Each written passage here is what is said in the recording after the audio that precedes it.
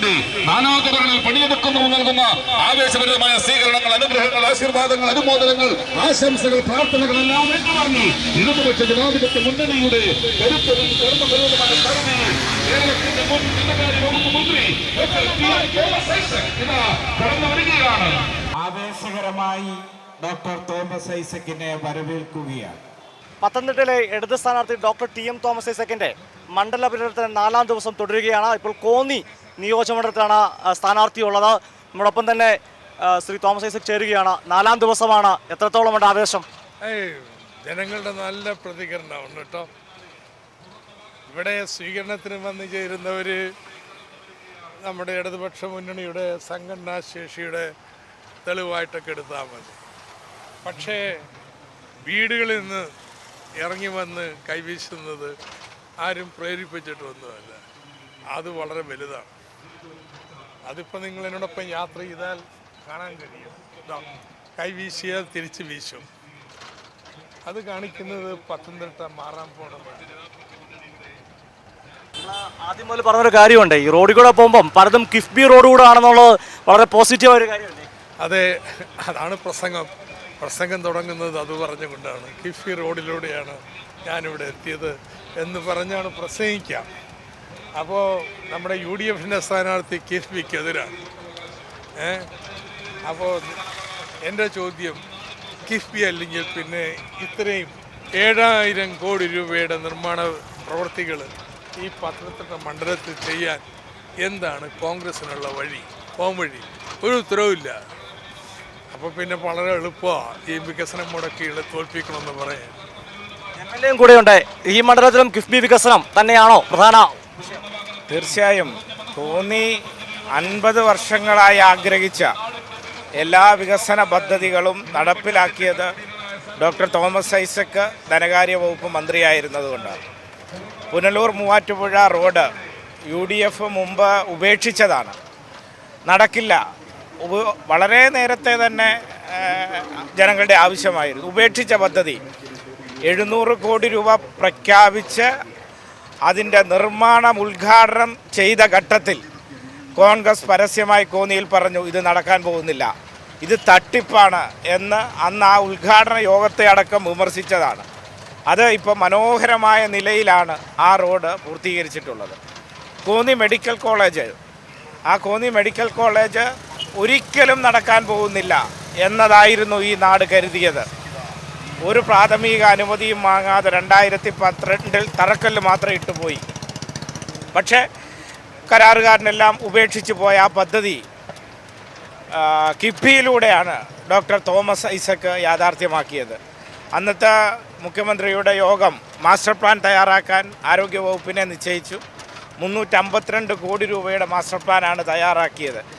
ആ യോഗത്തിലേക്ക് കടക്കുമ്പോഴും ഒരു 100 കോടി രൂപ മാക്സിമം ലഭിക്കും എന്ന പ്രതീക്ഷയായിരുന്നു. മുഴുവൻ പണവും അനുവദിച്ച് ഇന്ന് ഇന്ത്യയിലെ ഏറ്റവും മികച്ച ഒരു ആരോഗ്യ വിദ്യാഭ്യാസ സ്ഥാപനമായിട്ടാണ് ആ മെഡിക്കൽ കോളേജ് മാറിയിട്ടുള്ളത്. അതുകൊണ്ട് തന്നെ കോന്നിയിലെ ജനങ്ങളെല്ലാം വല്ലാത്ത ആവേശത്തിലാണ്. ഇനിയും ധാരാളം പ്രതീക്ഷകൾ ഈ നാടിനുണ്ട്. കാരണം കർഷകരാണ് കോന്നിക്കാരേറെയും. ആ കർഷകരുടെ ജീവൽ പ്രശ്നമുണ്ട്. ഒരു തവണ പോലും അതിനെ അഡ്രസ്സ് ചെയ്യാത്ത ഒരു ജനപ്രതിനിധിയായിരുന്നു പാർലമെൻറ്റിൽ ശ്രീ ആൻ്റണി. ഇത് പറയുമ്പോൾ ഒരു പ്രധാനപ്പെട്ട കാര്യമുണ്ട്. കഴിഞ്ഞ ദിവസം ഈ ആന ആക്രമണം ഉണ്ടായ സ്ഥലത്ത് ചെല്ലുമ്പോൾ അവിടുത്തെ ജനങ്ങൾ തന്നെ ആൻ്റണിയോട് ചോദിക്കുന്നുണ്ട്, നിങ്ങൾ എവിടെയായിരുന്നു 15 വർഷമെന്ന? അല്ല, അത് ഇപ്പോൾ ഡോക്ടർ തോമസ് ഐസക് സ്ഥാനാർത്ഥിയായി വന്നതോടുകൂടി അദ്ദേഹത്തിൻ്റെ മാനസിക നിലയാകെ തെറ്റി അസ്വസ്ഥമായി എന്തൊക്കെയോ ചെയ്യുകയാണ്. ചില മീഡിയക്കെല്ലാം കൂട്ടുപിടിച്ച് എന്തൊക്കെയോ ചെയ്യുകയാണ്. അതെല്ലാം നാടകമാണ്, ഒരു തരത്തിലും ആത്മാർത്ഥത ഇല്ലാത്ത പ്രവൃത്തിയാണ് എന്ന് ജനം ഇതിനോടകം തന്നെ തിരിച്ചറിഞ്ഞിട്ടുണ്ട്. ആ കർഷകരുടെ പ്രശ്നം, മലയോര പട്ടയം, ആ കോന്നിയിലെ പട്ടയ പ്രശ്നത്തിന് വേണ്ടി പാർലമെൻറ്റിൽ എന്നോടൊപ്പം പത്തനംതിട്ട MP ഇല്ലായിരുന്നു. ഞാൻ അദ്ദേഹത്തിൻ്റെ സമയം കൂടി എടുത്താണ് പോയത്. പക്ഷെ അദ്ദേഹം വന്നില്ല. മറ്റ് MP-മാരാണ്, രാജ്യസഭാ MP-മാരാണ് പങ്കെടുത്തിട്ടുള്ളത്. അവിടെ പരിഹരിക്കണം വന്യജീവി പ്രശ്നം ഉൾപ്പെടെ. മലയോര ജനതയ്ക്ക് ഉറപ്പുണ്ട്, ഡോക്ടർ തോമസ് ഐസക് ഇന്ത്യയിൽ പാർലമെൻറ്റിൽ എത്തിയാൽ കാലങ്ങളായി അഭിമുഖീകരിക്കുന്ന ആ പ്രശ്നത്തിന് ശാശ്വത പരിഹാരം കാണുവാൻ കഴിയുമെന്ന് മലയോര ജനതയ്ക്ക് ഉറപ്പുണ്ട്. അതുകൊണ്ട് തന്നെ ഇതുവരെ ഇല്ലാത്ത ഒരു ചരിത്ര ഭൂരിപക്ഷമായിരിക്കും കോന്നിയിൽ നിന്ന് ഇത്തവണ ഡോക്ടർ തോമസ് ഐസക്കിന് ലഭിക്കുന്നത് ചരിത്ര ഭൂരിപക്ഷമായിരിക്കും, ഒരു സംശയവുമില്ല. മുന്നണിയുടെ കരുത്തരും കർമ്മപരവുമായ സ്ഥാനങ്ങളിൽ കേരളത്തിന്റെ മുൻ ധനകാര്യ വകുപ്പ് മന്ത്രി ഡോക്ടർ ടി.എം. തോമസ് ഐസക് ഇതാ കടന്നു വരികയാണ്. തോമസ് ഐസക്കിനെ കാത്തിരിക്കുകയാണോ? അതെ, തോമസ് ഐസക്കിനെ കാത്തിരിക്കുകയാണ്. അദ്ദേഹത്തിനെ വിജയിപ്പിക്കണം, അതിനുള്ള പരിശ്രമത്തിലാണ്. വിജയിപ്പിക്കുമെന്ന് ഉറച്ചു വിശ്വസിക്കുന്നു, വിജയിക്കും. അദ്ദേഹം ചെയ്തിട്ടുള്ള പ്രത്യേകിച്ച് സ്ത്രീകൾക്ക് കുടുംബശ്രീപരമായ കാര്യത്തിൽ കുടുംബശ്രീ എത്രത്തോളം മുന്നോട്ട് നയിച്ച് അതിനുള്ള സാമ്പത്തിക സഹായങ്ങളെല്ലാം ചെയ്ത ഒരു മന്ത്രിയാണ് തോമസ് ഐസക്. അദ്ദേഹത്തെ എത്രത്തോളം ഉന്നതിയിലെത്തിക്കാൻ കഴിയുമെങ്കിൽ അത്രത്തോളം എത്തിക്കാൻ ഞങ്ങൾ സ്ത്രീകൾ ഒറ്റക്കെട്ടായി പ്രവർത്തിക്കുമെന്ന് ഉറപ്പു തരുന്നു. ഐസക്കിനെ പറ്റി പറയാനുള്ളത്, നമ്മുടെ ഈ പത്തനംതിട്ട ജില്ലയ്ക്ക് അദ്ദേഹം കിഫ്ബി വഴി 8,000 കോടി രൂപയാണ് ഇവിടുത്തെ അനുവദിച്ചിരിക്കുന്നത്.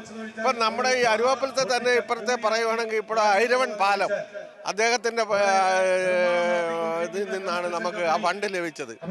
പിന്നെ അതുപോലെ തന്നെ ഇവിടെ 15 വർഷം കൊണ്ട് ആൻ്റോ ആൻ്റണി ഇവിടുത്തെ MP ആണ്. അദ്ദേഹം ഇവിടെ ഒരു അവിടെ ഇവിടെ ഒരു സ്ട്രീറ്റ് ലൈറ്റ് ഇട്ടതല്ലാതെ ഒരു പുരോഗമനവും ഈ MP ഈ പത്തനംതിട്ട ജില്ലയ്ക്ക് വേണ്ടി ഒരു പുരോഗമനവും അദ്ദേഹം ചെയ്തിട്ടില്ല. പിന്നെ വീണ്ടും അദ്ദേഹം ഇലക്ഷൻ കഴിയാൻ ഇവിടുന്ന് മുങ്ങുക.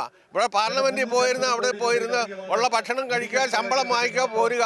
കേരളത്തിനൊന്നും കൊടുക്കരുതെന്ന് അവിടെ പോയി പാർലമെന്റിൽ പറയുന്നത്. ആ ഒരു MP വീണ്ടും ജയിപ്പിച്ച് വിടണോ വേണ്ടയോ എന്ന് നമ്മളെ ജനങ്ങൾ ആലോചിക്കണം. അതാണ് എനിക്ക് പറയാനുള്ളത്.